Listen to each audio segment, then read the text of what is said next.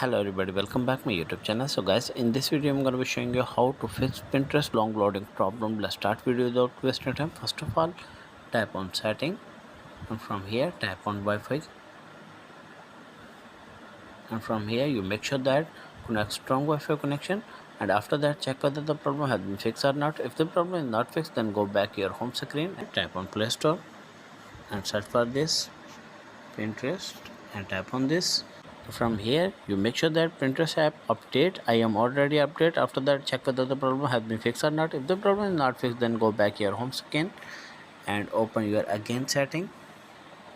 From here scroll down and tap on apps and tap on apps management, and from here you search for this Pinterest app, tap on this and tap on storage usage, and from here tap on clear cache and clear data, and after that check whether the problem has been fixed or not. If the problem is not fixed, then